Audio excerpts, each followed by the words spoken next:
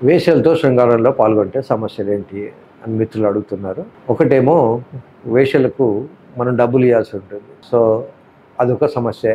రెండోది వాళ్ళకి ఏమైనా వ్యాధులుంటే మనకు వచ్చే అవకాశం ఉంటుంది. చాలామంది అనుకోవచ్చు కండోమ్ పెట్టుకొని చేస్తే సేఫ్ సెక్సే కదా! కండోమ్ వేసుకొని వెళ్ళొచ్చు. కండోము వల్ల 100% సేఫ్టీ లేదు. కొంతవరకే అది సేఫు. మగవాళ్ళ అంగము హార్డ్‌గా ఉన్నంత వరకు మాత్రమే దాని మీద కండోమ్ పట్టుకొని ఉంటుంది. ఒకసారి ఇది లూజ్ కాగానే కండోమ్ కూడా లూజ్ అయిపోతుంది. అప్పుడు అబ్బాయిలకున్న సీక్రెషన్స్ అమ్మాయిలకు, అమ్మాయిలకున్న సీక్రెషన్స్ అబ్బాయిలకు ఎక్స్‌చేంజ్ అయ్యి వ్యాధులు వచ్చే అవకాశం ఉంటుంది. తర్వాత వేశ్యల దగ్గరికెళ్ళినప్పుడు ఒక రకమైన గిల్ట్ ఫీలింగ్ కూడా ఉంటుంది సైకలాజికల్‌గా.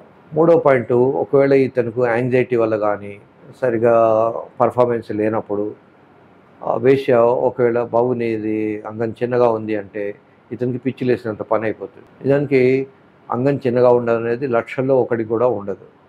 అందరికీ మన తాతలకి ఎలా ఉందో తండ్రులకు అలా వచ్చింది, మన తండ్రులకు ఎలా ఉందో మనకు అలా వస్తుంది.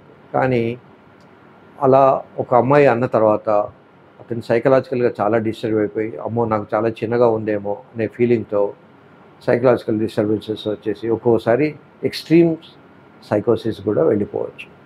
కనుక వేశ్యల దగ్గరికి వెళ్ళినప్పుడు వాళ్ళు ఇచ్చే కామెంట్స్ కానీ వాటిని పెద్దగా పట్టించుకోవద్దు. ఒకవేళ మీకు ఏదన్నా డౌట్ ఉంటే డాక్టర్‌ని సంప్రదించాలి.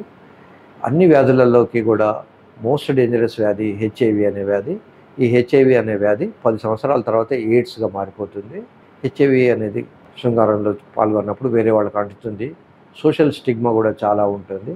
కనుక హెచ్ఐవి రాకుండా ఉండాలంటే వేశ్యల దగ్గరికి పోకుండా ఉండడం అనేది శ్రేష్టము. ఒకవేళ ఆపుకోలేనంత ఉంటే హస్తప్రయోగం చేసుకోవడం కూడా వేశ్యల దగ్గరికి వెళ్ళిన దానికన్నా మంచిది.